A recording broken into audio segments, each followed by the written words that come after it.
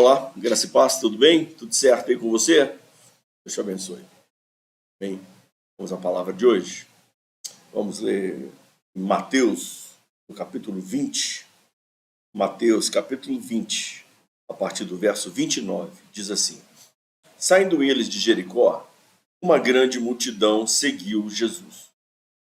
2 cegos estavam sentados à beira do caminho e, ouvindo que Jesus passava, clamaram: Senhor, filho de Davi, tem compaixão de nós. E a multidão os repreendia para que se calassem. Eles, porém, clamavam ainda mais alto: Senhor, filho de Davi, tem compaixão de nós. Jesus então parou, chamou-os e perguntou: Que quereis que eu vos faça? E eles disseram: Senhor, que os nossos olhos sejam abertos. Comovido, Jesus tocou os olhos deles e eles imediatamente passaram a ver e o seguiram. Querido, tem umas coisas curiosas aqui nesse texto que eu gostaria de falar sobre ela, que a gente meditasse junto aqui. Em primeiro lugar, era a situação daqueles cegos. Hoje, a situação de um cego é muito difícil no mercado de trabalho ou em qualquer outra atividade social. E olha que nós temos já conhecimento, né, para tratar dessas coisas. Temos o Braille, que ajuda muito na leitura, né, para adquirir conhecimento. Nós temos outras ferramentas disponíveis para os cegos, né, que os ajudam a viver, mas convenhamos, gente, convenhamos, ser cego é muito complicado, muito dificulta a vida em todas, né, em todas as áreas da vida, e é muito penoso mesmo não enxergar. Então a situação daqueles homens, né, ali como cegos naquele tempo, sem tecnologia, sem facilidades, a vida de um cego ali era mendigância. Com certeza que sim. Né? Ele estava fadado ali a depender, né, dos recursos e da boa vontade de outros. Bem, eles tiveram uma oportunidade de ficarem curados, voltarem a enxergar. Imagina uma oportunidade dessa de ouro, puxa vida. Quem que padecendo males, quem que numa situação difícil da vida, que sempre enfrentou aquela situação difícil da vida, ter a oportunidade de receber uma benção e se ver livre daquela situação. Quem de nós não, com afinco, não buscaria isso? É a oportunidade que o Senhor Jesus estava passando ali. Eles perfeitamente entenderam que aquele era o momento dele. Então eles começaram a gritar: Jesus, puxa vida, olha para nós aqui. Eles começaram a gritar por quê? Gente, eu não tinha outro recurso, não. Não tinha o que fazer. Eles eram cegos, eles não sabiam nem como chegar no Senhor Jesus. Talvez eles, se ao invés de gritar, se levantassem e resolvessem lá onde Jesus estava. Primeiro que tinha que descobrir onde que Jesus estava, né? Tinha que descobrir onde é que estava. Segundo, que seriam repelidos pela multidão. Com certeza que sim, a multidão não ia deixar de chegar lá, não. Hein? Ou seja, saber onde Jesus estava, o local certo. E chegar lá, então, situações, são duas coisas impossíveis para se fazer. Não ia conseguir, mas podia gritar. Tinha uma voz.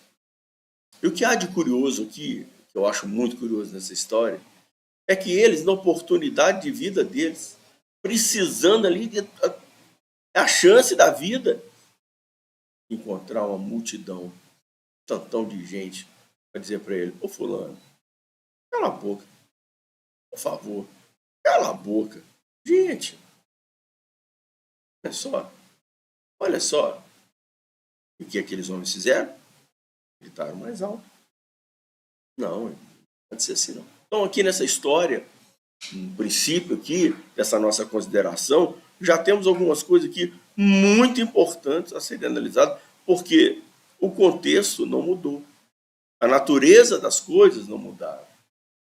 Poderíamos falar do nosso caso, do caso de outros, do caso de tantos, né? Tanta gente, querido, está padecendo tantas coisas e que estão aí gritando socorro.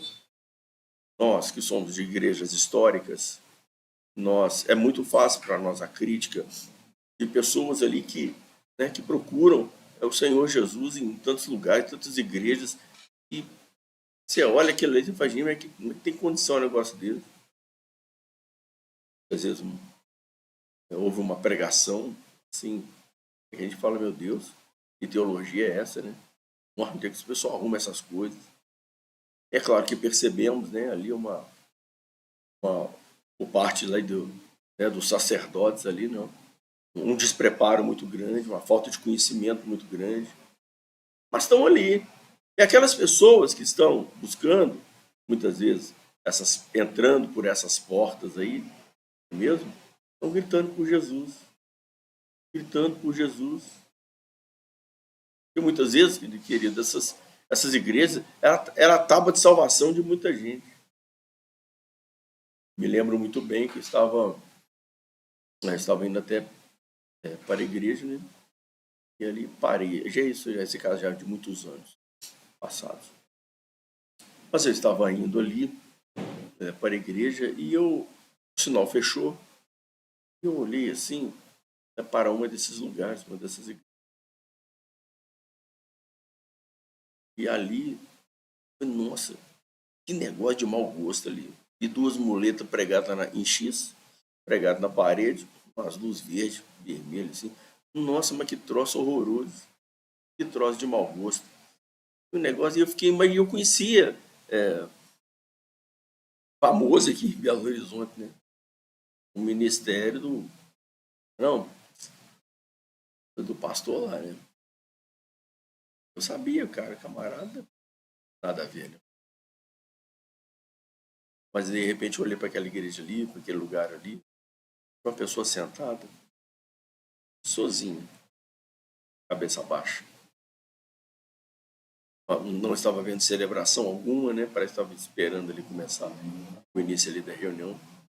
E ela estava ali, sentada, cabeça baixa. E me ocorreu uma coisa. Se aquele homem entrasse em muitas igrejas, como aquela que eu estava indo, ele ouviria uma boa palavra, com certeza que sim. Uma música muito boa, com certeza que sim. As nossas reuniões, elas têm qualidade, né? Ouviria. Mas eu pergunto, ele teria a necessidade dele atendida? Seria abraçado, acolhido? Seria. Querido, nós temos que pensar que muitas vezes, em muitas situações, e não precisa ser um local, pode ser mesmo conversando conosco, né? As pessoas estão gritando por socorro. E o que elas têm ouvido? As pessoas olham para mim, o que elas estão vendo? Será que elas estão...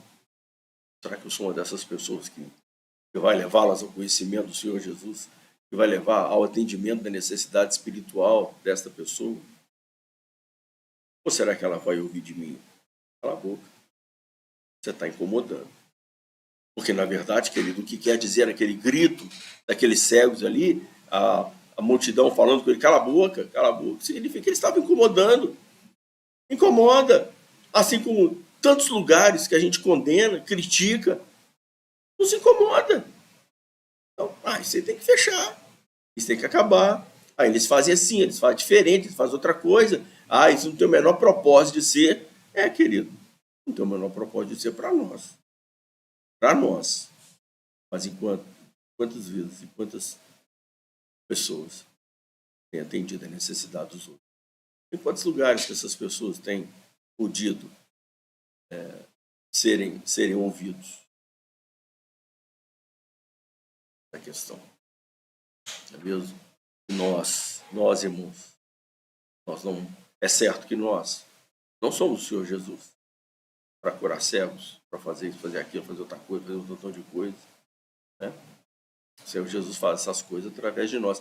Mas se essas coisas e outras tantas não estão sendo feitas através da nossa vida, que a gente não seja que não sejamos como a multidão que mande tanta gente calar a boca. Nós, no mínimo, temos que ser o acesso a esses que gritam. Nós temos que ser aquele que estende a mão para o cego e que os leva à presença do Senhor Jesus. É?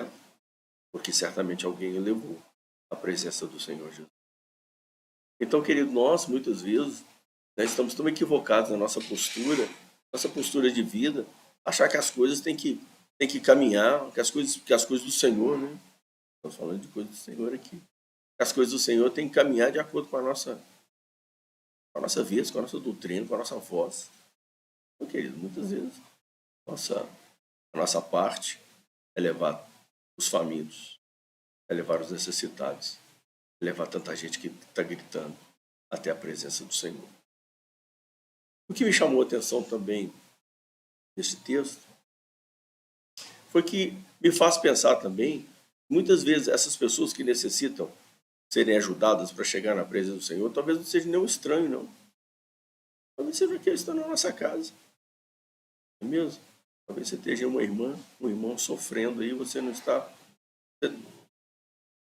percebendo quanto que as pessoas estão sofrendo. A gente muitas vezes, né? Oi, como é que tá? Bom dia, boa tarde, boa noite. Ô fulano, tá ligado lá de vez em quando? Talvez você não faça ideia de quantas pessoas estão necessitadas de uma palavra do Senhor Jesus. Um alívio para as suas dores. Nós, queridos, na nossa vida, nós muitas vezes interpretamos a necessidade dos outros. Interpretamos a vida de acordo com o nosso padrão. Aí, sou jovem, estou bem de saúde, tenho meu trabalho. Se eu quero tomar um banhozinho quentinho, eu posso recorrer ao chuveiro ali. Está tudo certo, nada me aperta. Então, eu acho que todo mundo está nessa condição. Todos deveriam olhar a fé como eu vejo, como eu sinto, como eu faço. Então, querido, as pessoas, tem muita gente que está sofrendo. Muita gente está sofrendo. Muita gente não tem as condições que muitas vezes nós temos, né, de ter uma vida diferente. Não é isso? E nós não podemos olhar para as coisas, olhar para as pessoas e simplesmente mandar ela calar a boca, porque em alguma atitude dela está nos incomodando. Eu não estou sofrendo, mas o outro está. Mesmo. E nesse texto, muitas vezes, a questão, né, de nós olharmos é saber se nós estamos enxergando as coisas ou se nós é que somos os cegos e que estamos deixando, né, de clamar por Jesus para curar a nossa cegueira. A visão na Bíblia, não somente na Bíblia, mas visão também, né, ela tem uma simbologia que é entendimento. Já viu aquela expressão muitas vezes? Mas eu estava perdido na situação, de repente meu olho abriu, eu entendi as coisas, ou seja, é a associação entre a visão e o entendimento. A visão na Bíblia significa visão, no nosso curso aí, né, significa entendimento. Então, querido, muitas vezes os cegos somos nós. De não estar enxergando. A cegueira é nossa, de não estar percebendo a dor, o sofrimento. Nós muitas vezes temos olhos para nós, né? As nossas necessidades, para as nossas questões. Mas com certeza esse texto nos faz pensar, deve nos fazer pensar. Tem muita gente que está tão carente, a gente não está enxergando. Esse irmão da igreja, né? Sentamos ali, levantamos a mão, a gente louva, canta, que é maravilhoso, sem dúvida alguma. Nossa, é bênção demais.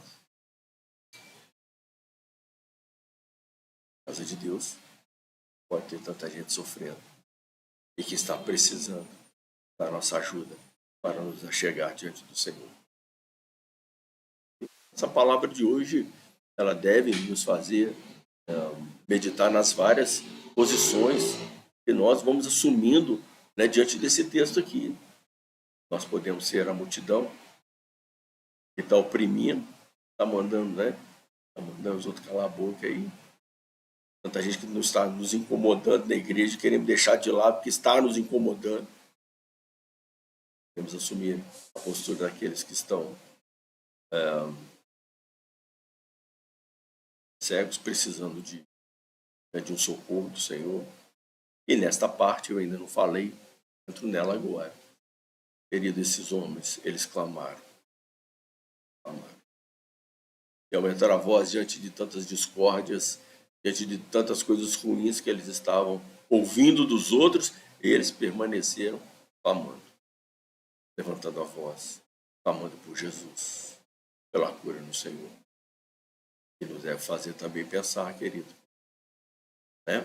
Devemos sair do nosso comodismo espiritual que muitas vezes nos encontramos e devemos clamar ao Senhor por nós. Levantar a nossa voz pelas nossas cegueiras, pela nossa falta de entendimento, pela nossa dureza de coração, em quantas situações, não é mesmo? Que não reconhecemos, estamos tropeçando, né? E que muitas vezes estão cegos, não estão nem vendo de jeito errado. Pedidos ali de oração, para da igreja e de qualquer outra, vai passar por questões familiares, querido. Porque é problema. É problema. Não tem jeito. Mesmo, não tem jeito dos pedidos de oração, né, dos irmãos não passarem por isso. Os problemas conjugais. E ali a reclamação é fácil, né? O culpado é o outro, né? Ele não enxerga o seu papel. Não enxerga muitas vezes, né? Está se comportando mal. Como Jonas, né? Jonas não é aquele que estava lá no barco e aquela tragédia aconteceu lá, o pessoal quase morrendo, o barco partindo no meio lá. E Jonas, um sono gostoso, bom demais. Né? E acordado, o que aconteceu? Conversa pra cá, conversa pra lá, fala, solução disso. E joga no mar aí que esse negócio melhora, né? Pegou o Jonas, jogou no mar, pronto, quietou, tranquilizou. Enquanto a gente, querido, não tá assim em casa, falando que a culpa é do outro, reclamando do outro, mas o problema às vezes é ele. Tá causando. Às vezes ele tem que pular do barco. A coisa melhorar. Sim. Outras pessoas, querido, que dependem da nossa casa, mesmo que depende de uma palavra nossa, de uma atitude nossa de temperança, né? Temperança, né? Palavra de calma, muitas vezes recebe de nós uma palavra agressiva, de dureza de coração.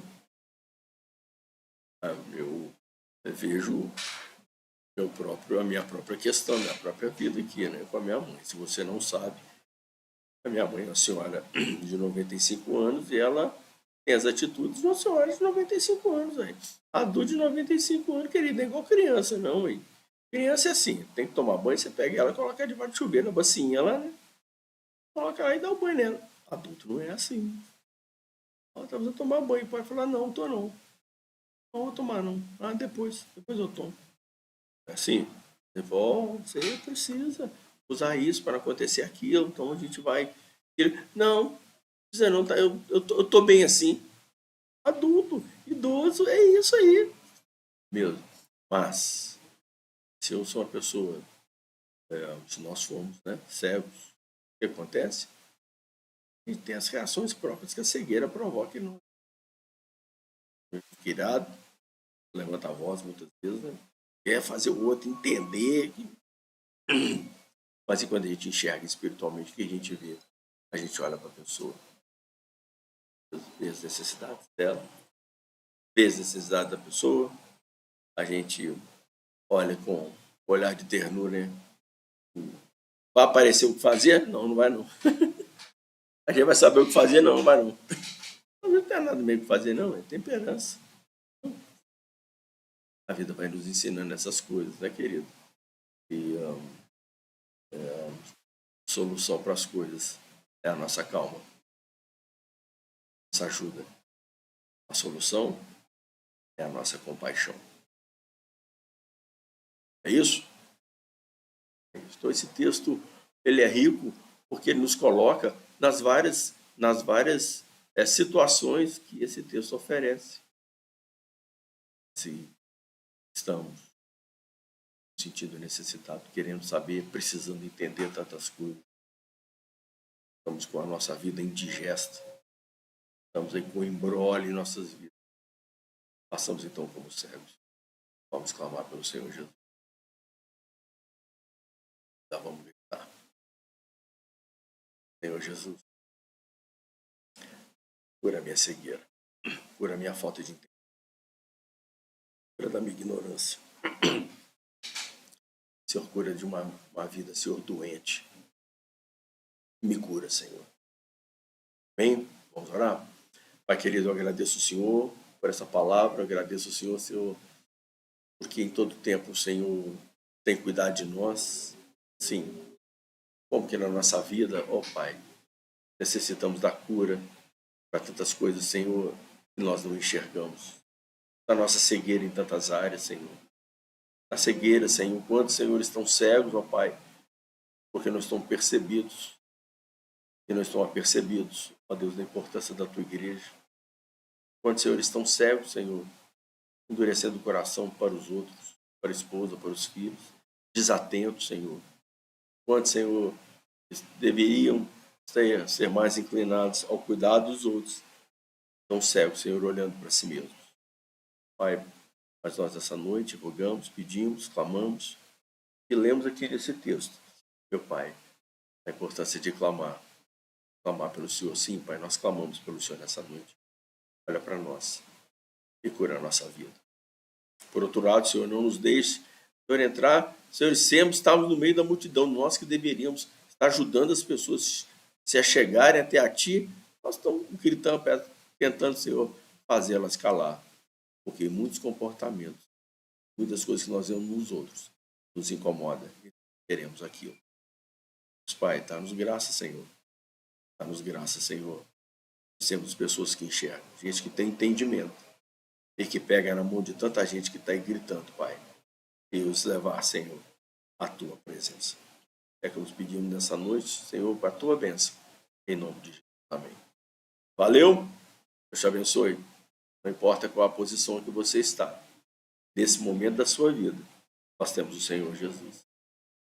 Vamos clamar a Ele em todo o tempo. Senhor, cura-me da minha cegueira. Dá-me entendimento. Valeu? Abraço para você. Deus te abençoe. Tchau.